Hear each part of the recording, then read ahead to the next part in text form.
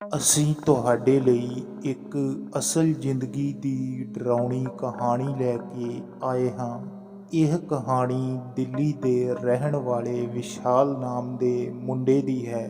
ਵਿਸ਼ਾਲ ਦਾ ਦੱਸਣਾ ਸੀ ਕਿ ਮੇਰਾ ਨਾਮ ਵਿਸ਼ਾਲ ਹੈ।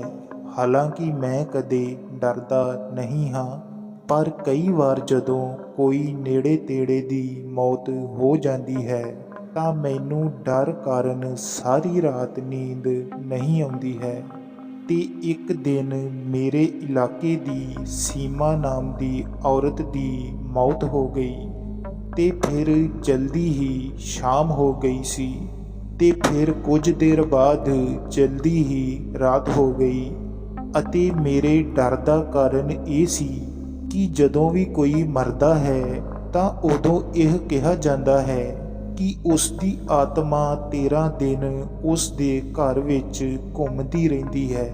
ਤੇ ਉਸ ਦਿਨ ਇਹੀ ਸੋਚਦਿਆਂ ਪਤਾ ਨਹੀਂ ਕਦੋਂ ਰਾਤ ਹੋ ਗਈ ਤੇ ਮੈਂ ਹਿੱਲ ਵੀ ਨਾ ਸਕਿਆ ਅਤੇ ਫਿਰ ਮੈਂ ਆਪਣੇ ਕਮਰੇ ਵਿੱਚ ਆ ਕੇ ਸੌਂ ਗਿਆ। ਤੇ ਫਿਰ ਮੈਨੂੰ ਨੀਂਦ ਆਉਣ ਤੇ ਬਹੁਤ ਸਮਾਂ ਨਹੀਂ ਸੀ ਹੋਇਆ ਅਤੇ ਫਿਰ ਮੈਂ ਥੋੜਾ ਜਿਹਾ ਹਿੱਲਣਾ ਸ਼ੁਰੂ ਕਰ ਦਿੱਤਾ। ਫਿਰ ਕਿਸੇ ਨੇ ਮੇਰੀ ਲੱਤ ਫੜ ਕੇ ਮੈਨੂੰ ਹੇਠਾਂ ਵੱਲ ਖਿੱਚ ਲਿਆ।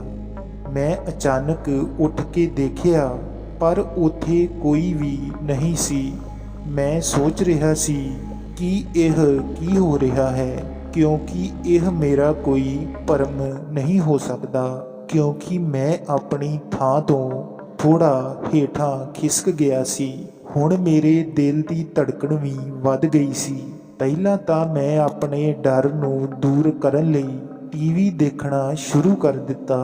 ਫਿਰ ਅੱਧਾ ਘੰਟਾ ਟੀਵੀ ਦੇਖਣ ਤੋਂ ਬਾਅਦ ਮੈਂ ਸੌਣ ਲਈ ਆਪਣੇ ਬਿਸਤਰੇ ਤੇ ਵਾਪਸ ਆ ਗਿਆ। ਪਹਿਲਾਂ ਤਾਂ ਮੈਂ ਸੌਂ ਨਹੀਂ ਸਕਿਆ, ਪਰ ਕਿਉਂਕਿ ਮੈਂ ਕੁਝ ਦੇਰ ਲਈ ਲੇਟਿਆ ਹੋਇਆ ਸੀ ਤਾਂ ਫਿਰ ਤੋਂ ਮੇਰੀ ਅੱਖ ਲੱਗ ਗਈ। ਫਿਰ ਇੱਕ ਵਾਰ ਫਿਰ ਕਿਸੇ ਨੇ ਮੇਰੀ ਲੱਤ ਫੜ ਕੇ ਮੈਨੂੰ ਹੇਠਾਂ ਵੱਲ ਖਿੱਚ ਲਿਆ। ਇਸ ਵਾਰ ਵੀ ਮੈਂ ਅਚਾਨਕ ਉੱਠ ਕੇ ਇੱਧਰ ਉੱਧਰ ਦੇਖਿਆ, ਪਰ ਮੈਨੂੰ ਉੱਥੇ ਕੋਈ ਨਜ਼ਰ ਨਹੀਂ ਆਇਆ। ਹੁਣ ਸਰਦੀਆਂ ਦੇ ਮੌਸਮ ਵਿੱਚ ਵੀ ਮੈਨੂੰ ਪਸੀਨਾ ਆਉਣ ਲੱਗਿਆ। ਹੁਣ ਮੈਂ ਡਰ ਕਾਰਨ ਸੌਂ ਨਹੀਂ ਸਕਦਾ ਸੀ ਅਤੇ ਇਸ ਡਰ ਨੂੰ ਥੋੜਾ ਘੱਟ ਕਰਨ ਲਈ ਮੈਂ ਇੱਕ ਵਾਰ ਫਿਰ ਟੀਵੀ ਚਾਲੂ ਕੀਤਾ ਅਤੇ ਟੀਵੀ ਦੇਖਣਾ ਸ਼ੁਰੂ ਕਰ ਦਿੱਤਾ। ਮੈਂ ਟੀਵੀ ਚਾਲੂ ਕਰ ਲਿਆ ਸੀ, ਪਰ ਇਹ ਸਭ ਮੇਰੇ ਅੰਦਰ ਚੱਲ ਰਿਹਾ ਸੀ ਕਿ ਮੇਰੇ ਨਾਲ ਕੀ ਹੋ ਰਿਹਾ ਹੈ, ਜੋ ਵਾਰ-ਵਾਰ ਮੇਰੀਆਂ ਲੱਤਾਂ ਖਿੱਚ ਰਿਹਾ ਸੀ ਅਤੇ ਮੈਂ ਉਸ ਨੂੰ ਦੇਖ ਨਹੀਂ ਸਕਦਾ ਸੀ।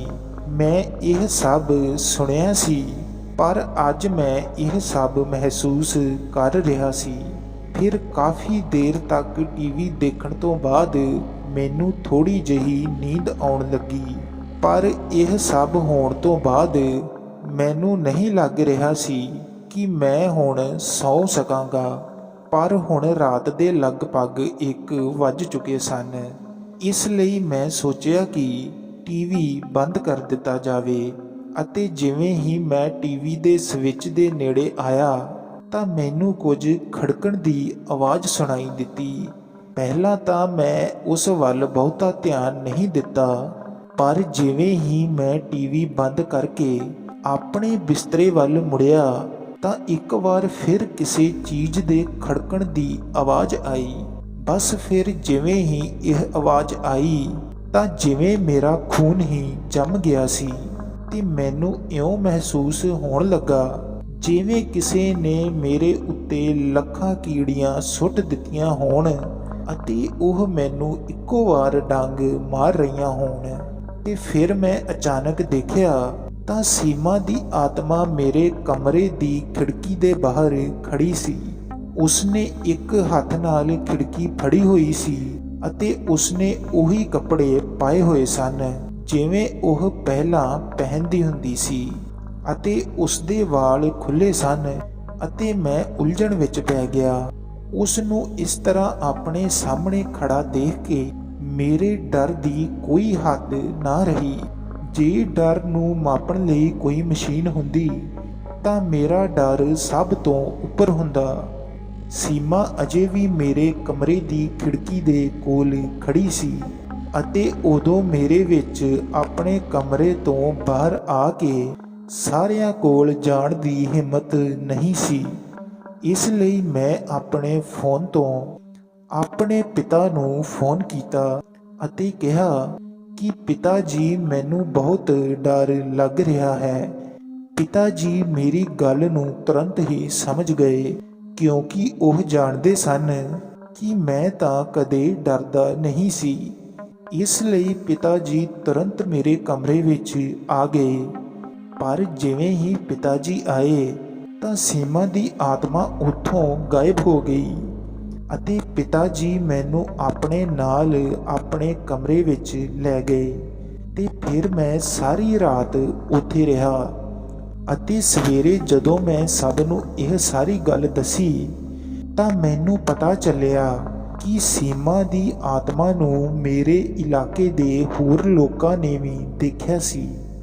ਇਹ ਕਹਾਣੀ ਇਸ ਤੱਥ ਨੂੰ ਸਾਬਿਤ ਕਰਦੀ ਹੈ ਕਿ ਜਦੋਂ ਕੋਈ ਮਰਦਾ ਹੈ ਤਾਂ ਉਸ ਦੀ ਆਤਮਾ 13 ਦਿਨਾਂ ਤੱਕ ਉਸ ਦੇ ਘਰ ਵਿੱਚ ਹੀ ਘੁੰਮਦੀ ਰਹਿੰਦੀ ਹੈ ਅਤੇ ਅਸੀਂ ਕਿਤੇ ਨਾ ਕਿਤੇ ਦੇਖਿਆ ਹੈ ਕਿ ਜਦੋਂ ਕੋਈ ਮਰਦਾ ਹੈ ਤਾਂ ਉਸ ਦੀ ਆਤਮਾ ਉੱਥੇ ਦੇ ਲੋਕਾਂ ਨੂੰ ਦਿਖਾਈ ਦਿੰਦੀ ਹੈ।